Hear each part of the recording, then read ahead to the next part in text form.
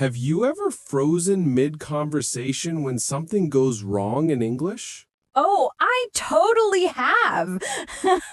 You know that feeling when your brain just stops working? Exactly. You know the words, but they just disappear. Yep, it's like, come on, brain, not now. Today, we're helping you fix that. We'll show you how to handle everyday problems, from a wrong order to a flight delay, all in English. And not just the words, but the confidence to use them. Welcome to Speak Up English. Learn from zero. Let's dive in. You know, John, we plan so much for perfect English conversations, but life isn't perfect. Definitely not.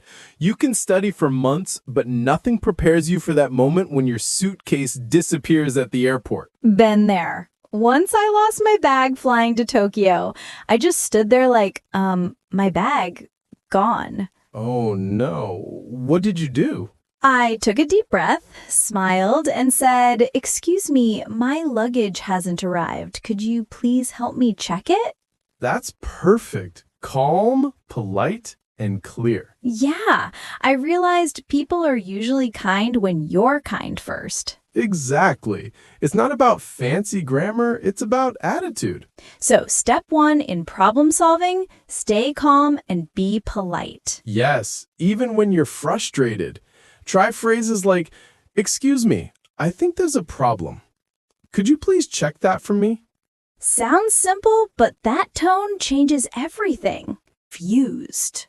Absolutely. Even saying, "I'm not sure I understand. Could you explain?" Questions.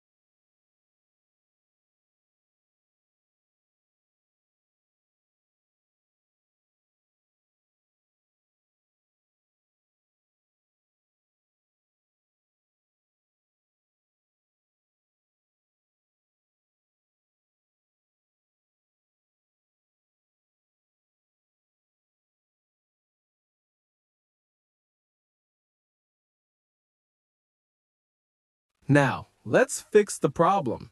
Step 3. Offer or accept the solution. For example, your food order is wrong. Would it be possible to change this, please? Simple, kind, clear. Or, at a hotel, could you please check if there's another available room? Exactly. The magic words are please and could you. Those two words can open any door. And if someone offers to help you, you can say, That would be great. Thank you so much. or if you don't need help. I appreciate it, but I think I can manage. That sounds so natural, respectful but confident. Because communication is not about being perfect. It's about connection. Nicely said. You're quoting yourself now. Maybe I should trademark that. Now, let's talk about difficult moments when emotions are high. Ah, yes, when you're upset, hungry, tired, or all three. Oh, those are dangerous combinations. The key is express dissatisfaction without sounding angry. Right. You can say, "I'm sorry, but I'm not happy with this. Could you please help me fix it?" See? Calm, respectful, but firm. And if it doesn't work, you can escalate politely. "May I speak with the manager, please?" Great one. Never say, "I want to talk to your manager." That's too strong. Yeah, Tone matters more than vocabulary. And if you make a mistake, apologize sincerely. I'm really sorry about that. It won't happen again. Simple honesty builds trust in any language.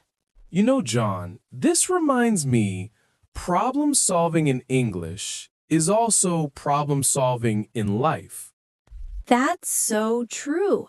The way you speak in a problem shows your character. Could I share something real? Of course. When I first moved abroad, I was so afraid of making mistakes. Once, I complained about a wrong order, but I used the wrong word. I said, I am angry instead of I am upset. The waiter looked terrified. Oh no, but you learned from it. I did. I realized people don't expect perfect English. They just want kindness. Yes, even a smile can fix a lot. 100%. The heart of communication isn't grammar. It's empathy. Beautifully said. I think that's why this topic matters so much. Learning English isn't just about words. It's about staying human, even when life gets messy. Let's summarize your English problem-solving toolkit. Okay. Stay calm and polite.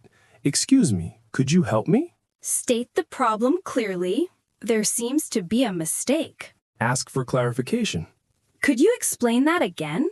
Offer or accept help.